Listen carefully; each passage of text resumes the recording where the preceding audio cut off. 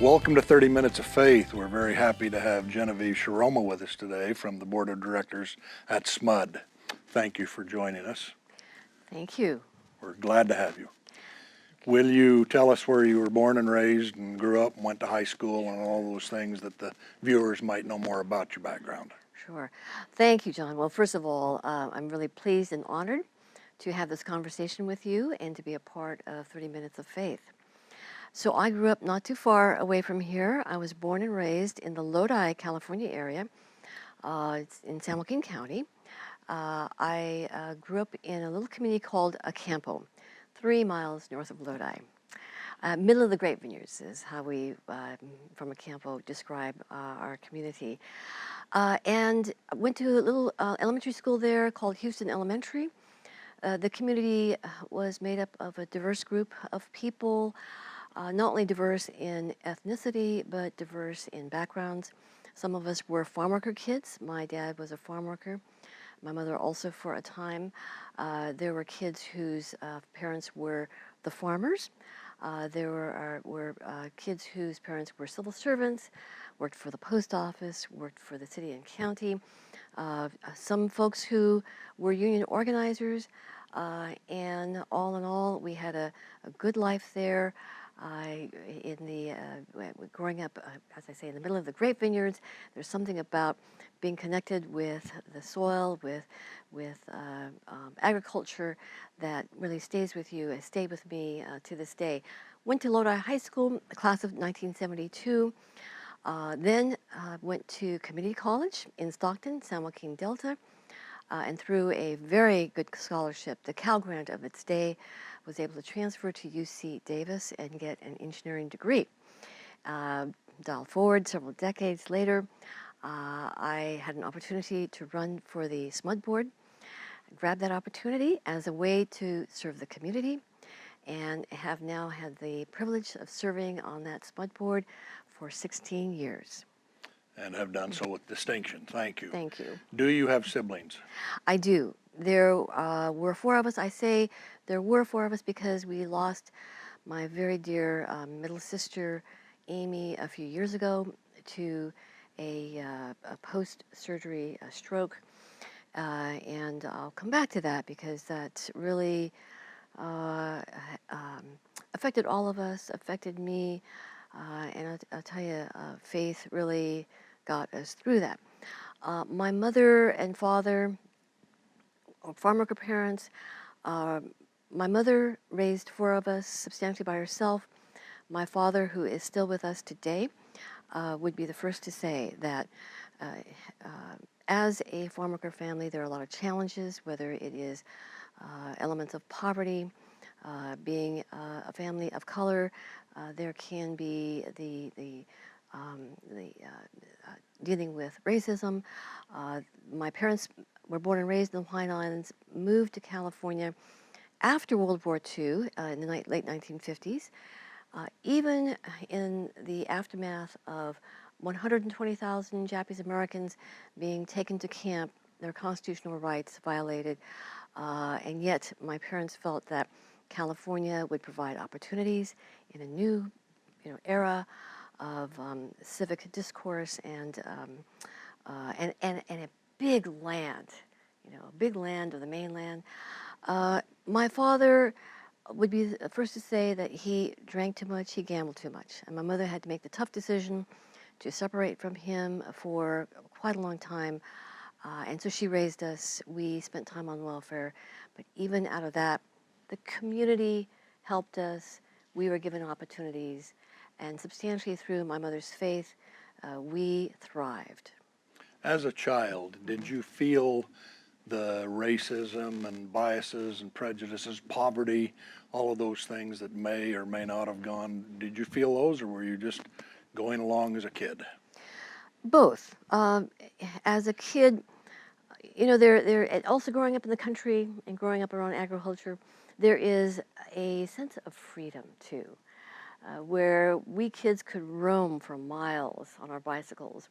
We knew where The dogs were running loose at rich farms, and to just zoom by those farms with our legs up, so the dogs barking, and that freedom and sense of the land really was something that strengthened me and the other kids that I grew up with.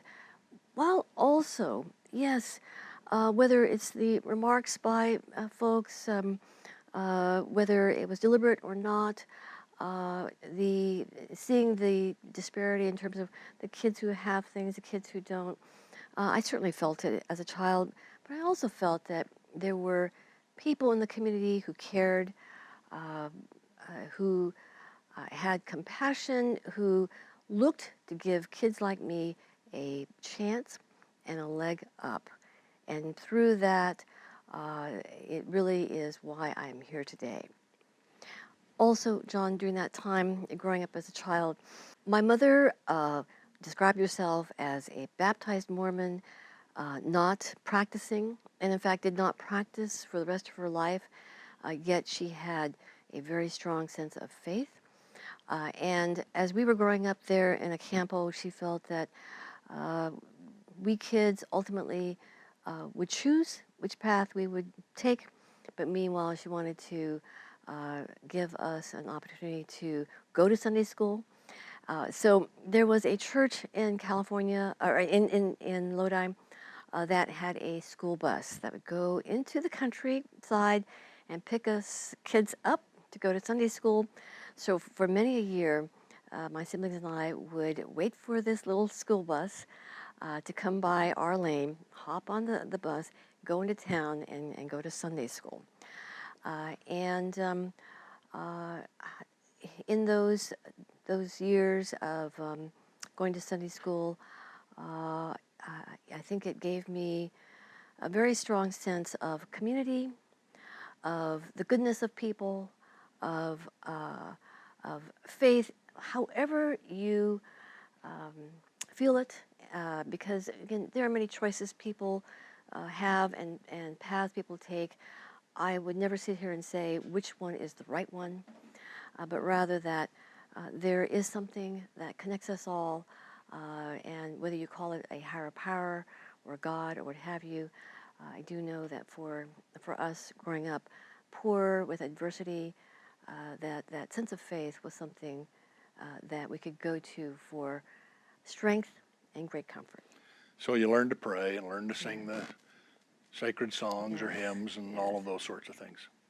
When you were talking about living in the big country, yeah, when I was a child growing up in a little tiny area on a farm, if we were going to get on our bikes and go somewhere, we had to say to our parents where we were going and what time we'd be back. uh-huh, And my dad would say, that way, if you're not back at 5:30, I know you will have run into trouble and I'll come and find you. yeah, And I learned that very early, and we'd say to our children when our kids were little, don't get out in front of us so far that we can't rescue you, can't get to you.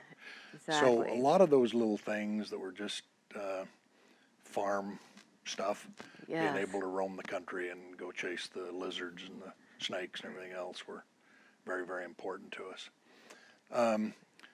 I'm a little, I guess I shouldn't be, but a little surprised to hear you say your degree's in engineering. What led you that way? Okay, yes. Well,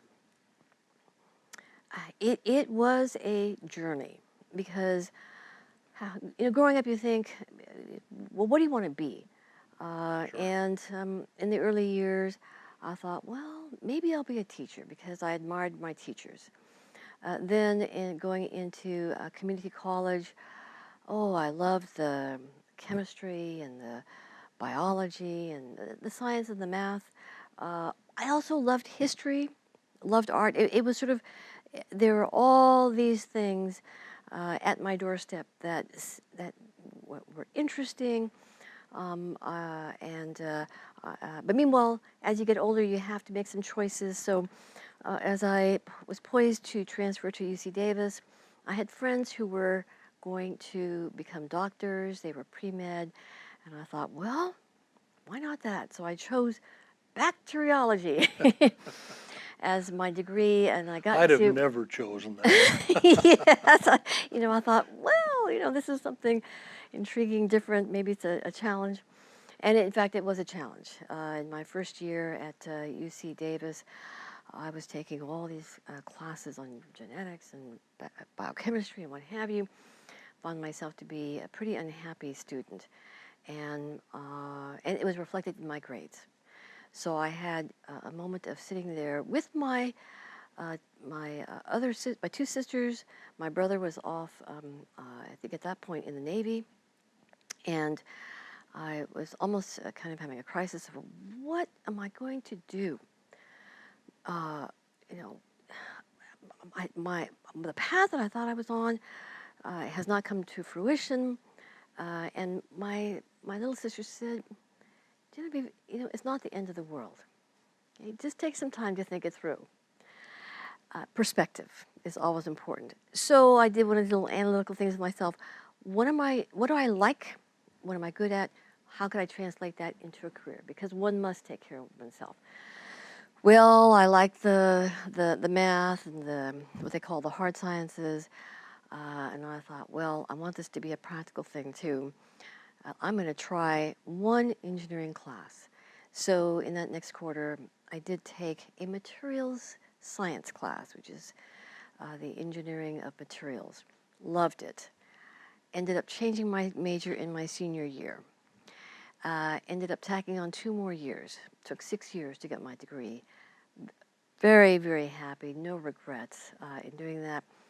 Along the way, environmentalism was becoming much more at the forefront, and Jerry Brown 1.0 came to the campus, talked about come work for the state of California, come work for one of the environmental agencies. Next thing I know, I'm working as a student at the Air Resources Board, and then turned that into a 21-year career working on reducing air pollution through the state of California Air Resources Board. Never looked back. Did not look back. That's a fun story. Now, tell us about your husband and family, and when did that all come to be? My husband and I actually are celebrating our 35th wedding anniversary. Oh, congratulations. Thank you. I have a stepson who I help raise. We have also a beautiful and wonderful granddaughter. Aren't grandchildren wonderful? Oh, gosh.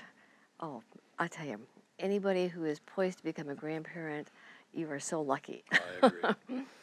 So that's my immediate family. We are very close-knit. My husband is my champion, and he is retired.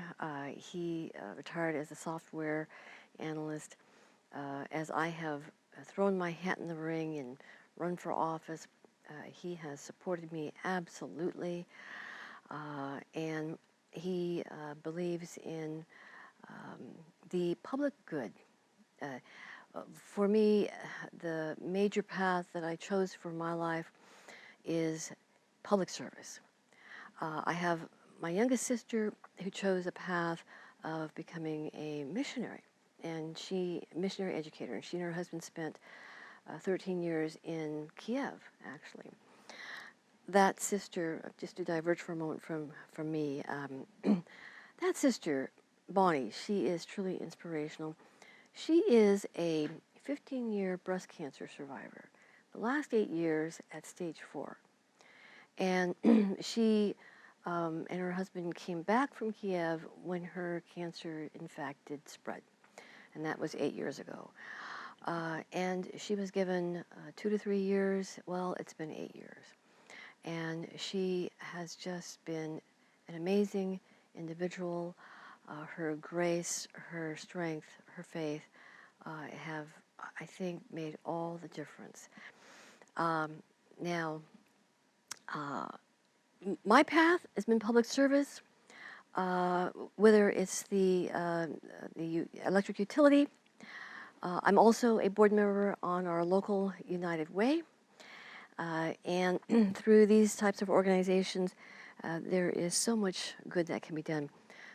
John, you and I were talking earlier about SMUD's relationship with the Interfaith Council. And I'm very pleased about that because it reflects SMUD's embracement of diversity, SMUD's embracement of the key thing is that we are all connected through wires, poles, lines, so forth. But meanwhile, as your electric utility, we want to assure that everyone has a place at the table, that everyone has access to good information, that we, the electric utility, are doing right by you in terms of looking out for you, making sure that you can be very pleased with the service, that we are being green, that we are being compassionate, that we are always understanding that what we do affects real people's pocketbooks and real people's quality of life. It's an important part of what we do in this region. SMUD Yes. plays a big role. Yes. My wife is a breast cancer survivor in her 5th year, and that's been an interesting journey for us. Oh, yes. It's something that you never plan on when you're young, and No. it's quite a change of life. Now, what made you decide you would run for the SMUD board? I mean, was there some aha moment that I'm going to do this, and how did that come about? It was more that as you are on your journey through life, sometimes opportunities cross your path, and do you take it? Or do you recognize it?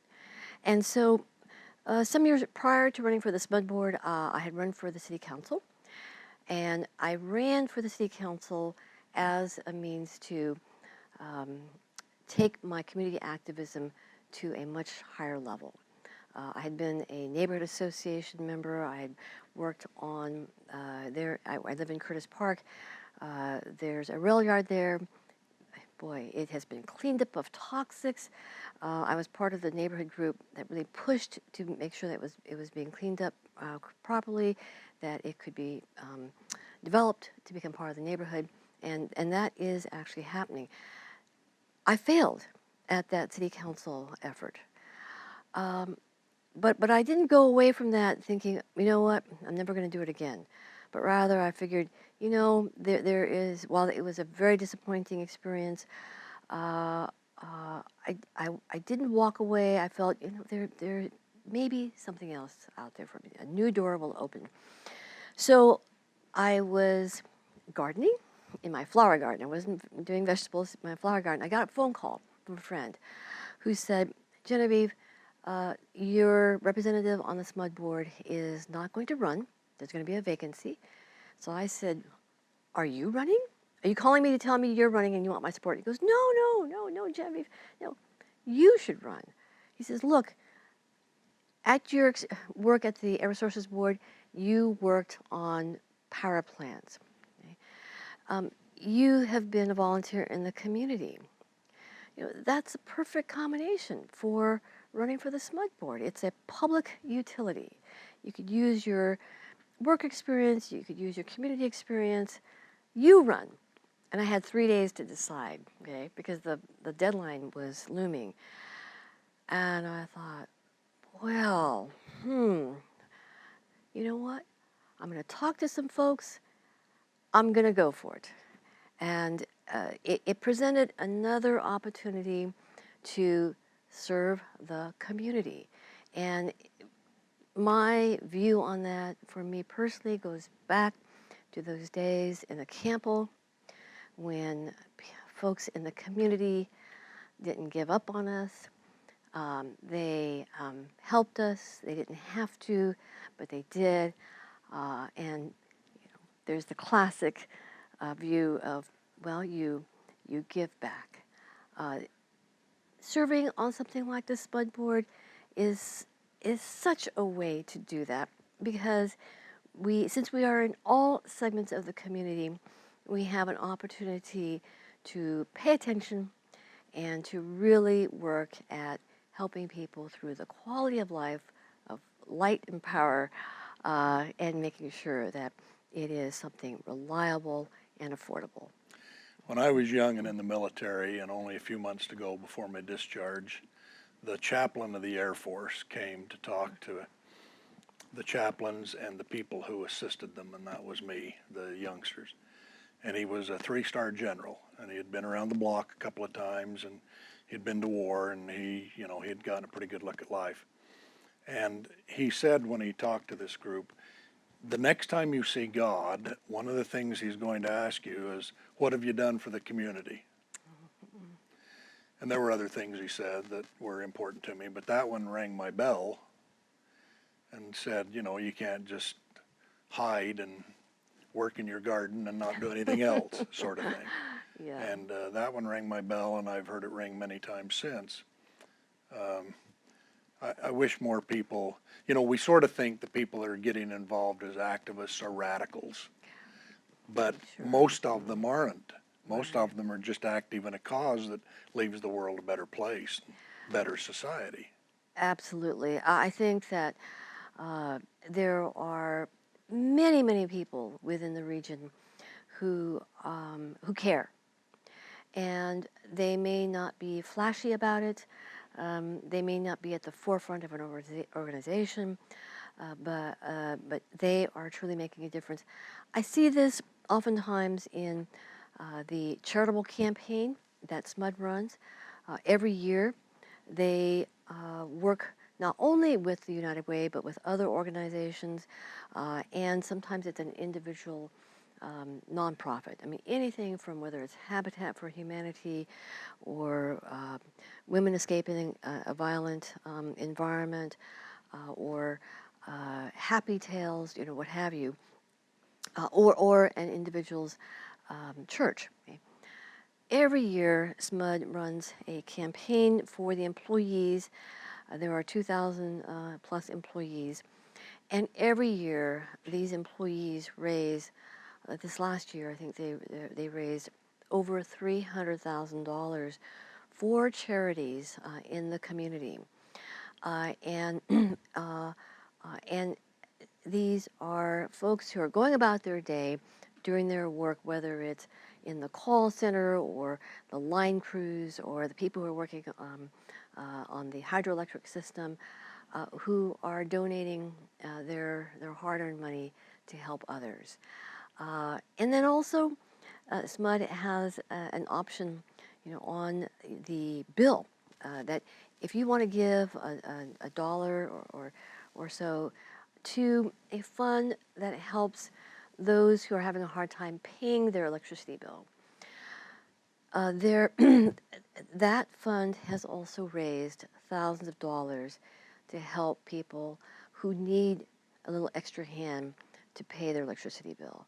And it just tells me that within our community, there are many thousands of people who do care and find a way to help, whether it's $1 a month or whether it's volunteering for an organization. In the Wall Street Journal yesterday was an article from a national research firm that said the richer the country, the less charity is given, with the exception of the United States. It said the United States has proved that the wealthier you are, the more you give, and that the amount of money given to charity in the United States is phenomenal.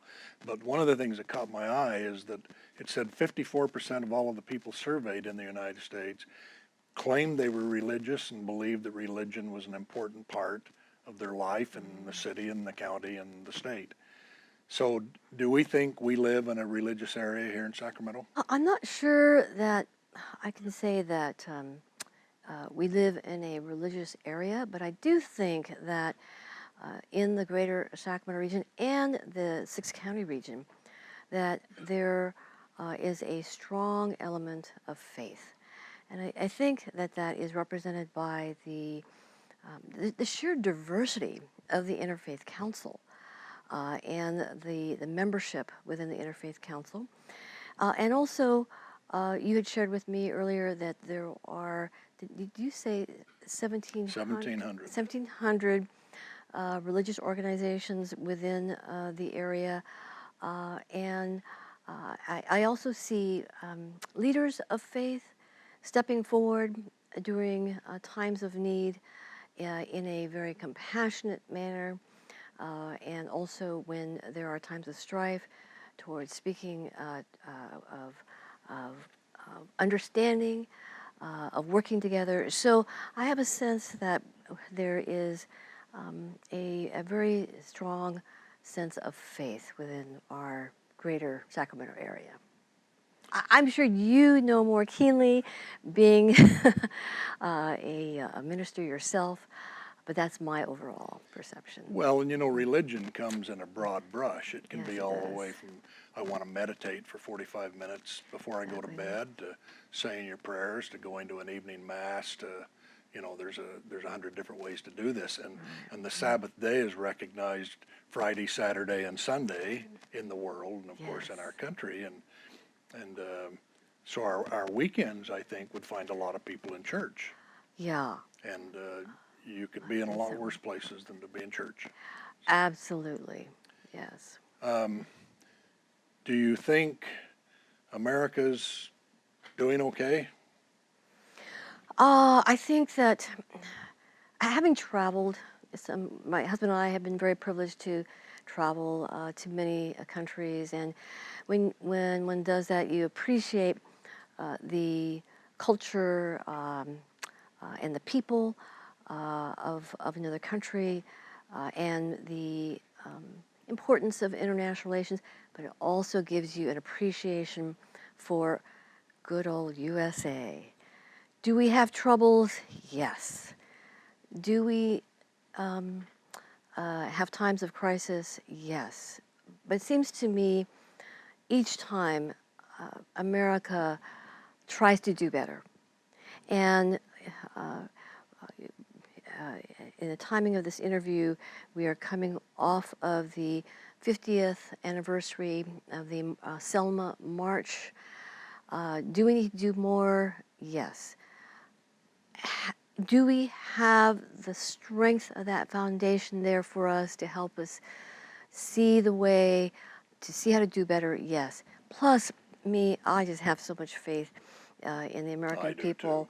There is so much good, so much compassion that I think that we will prevail. We sort of only hear about the bad, and we don't get Yes. to hear the Oh, good. there's so much good. Now, we're coming to a close. This time goes by just quicker than I'll get out. It does. So if you can wave a magic wand to fix or repair or replace something in our society, what would that be? Well, you know, I think about this saying that's attributed to Jimi Hendrix, and I don't have it exactly memorized, but it goes along something like this: that when the love of power is replaced by the power of love, we will have peace. And I think that if we could have peace in the world, we would be in such a much better place. Love one another. Yes, love one Always ring another. true. Thank you so much for being here. Thank you. It's been nice to visit with you. Thank you, John, so much.